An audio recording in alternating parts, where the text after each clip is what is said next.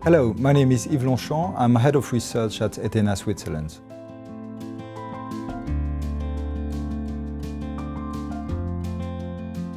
The situation in Europe has clearly improved since the beginning of the year. We see first that GDP growth has improved. We have 0.4% growth in Europe.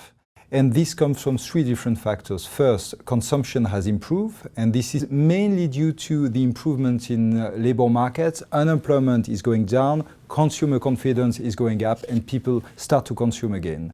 We see also an improvement in investments.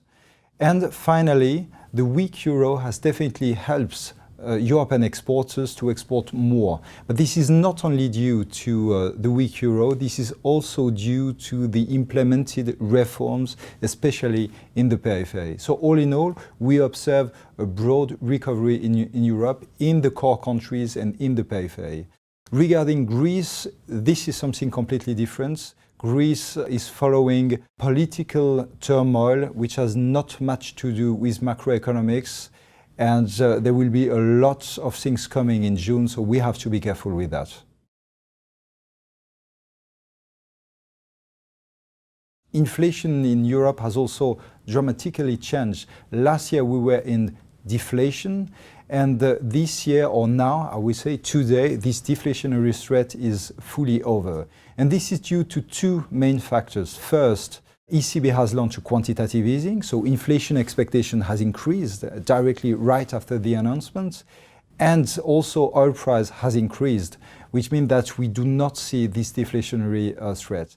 And then when you look at inflation since the beginning of the year, they were very negative, and now they are coming back to the zero level. So we don't have any inflation or deflation now, but probably in the future we can expect some inflation, so a normalization of the inflation cycle. The situation in the US is very different from the situation in Europe. In the US, we observed the best of growth last year, and now we have a slowdown, which is called the soft patch. The question is this soft patch only temporary, or will it last longer?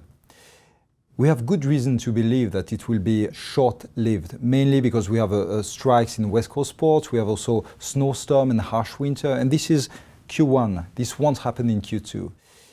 That said, there will be also some long-lasting or some effect that will dampen growth in the second half of this year. This is, for example, the strong US dollar, which is negative for export. And this is also the low oil price that prevents shale oil companies to invest, to spend in capex. But our view is that if you look at domestic growth, this is still fine. Labor market, for example, is still strong. They produce a lot of jobs, about 200,000 per month in the last 12 months. This is strong. And we see that this will be sufficient for the Fed to hike rate for the first time this cycle in the second half of this year. Thank you and goodbye.